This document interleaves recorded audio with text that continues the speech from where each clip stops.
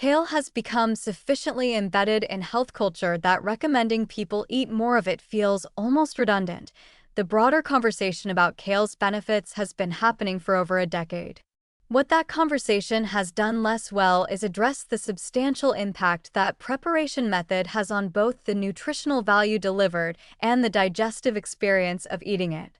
Raw kale, massaged kale, and lightly cooked kale are not interchangeable preparations. They deliver different nutritional profiles, interact differently with the digestive system, and suit different purposes in a way that most general health guidance fails to acknowledge. Raw kale's vitamin K content is well established and genuinely high. The problem with raw kale for many people isn't the vitamin K, it's the tough fibrous cell walls that resist chewing and digestion, reducing nutrient accessibility, and the oxalic acid and other anti-nutrients that can bind minerals like calcium and reduce their bioavailability. Raw kale also contains goitrogens in higher concentrations than cooked kale, which is a consideration for thyroid-sensitive individuals. For people with robust digestive function and no thyroid concerns, raw kale is nutritionally appropriate. For many others, it's a food that's working against them despite their best intentions. Massaged kale, prepared by working olive oil, lemon juice, or another acid into the raw leaves with firm hand pressure for 2 to 3 minutes, represents a middle path that solves several of raw kale's problems without requiring heat. The mechanical action of massaging breaks down the tough cell wall structure, essentially pre-softening the fiber in a way that improves both palatability and digestive ease. The acid from lemon juice begins degrading oxalic acid, reducing its mineral binding effect.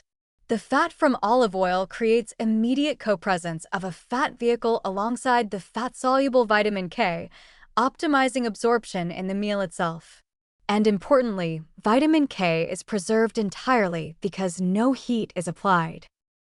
Light steaming, 3 to 5 minutes of steam exposure, shifts the calculus further in both directions simultaneously. Heat reduces goitrogens substantially, making steamed kale considerably better for thyroid health than raw. It also softens the cell structure sufficiently that larger quantities are practically consumable in a single sitting, which means the total vitamin K delivered per meal can actually be higher despite some heat-related degradation, because volume increases. However, prolonged cooking beyond that light steaming window begins meaningfully degrading water-soluble nutrients, and boiling kale in water discards a significant portion of its nutrient content into the cooking water along with its color. The practical recommendation from this comparison is to match preparation to purpose and individual physiology. Massaged kale for salads where vitamin K preservation is paramount, light steaming for higher volume consumption and thyroid health, and avoiding the extremes of raw tough consumption and prolonged boiling that most compromises the nutritional return on an ingredient that offers genuine value when prepared thoughtfully.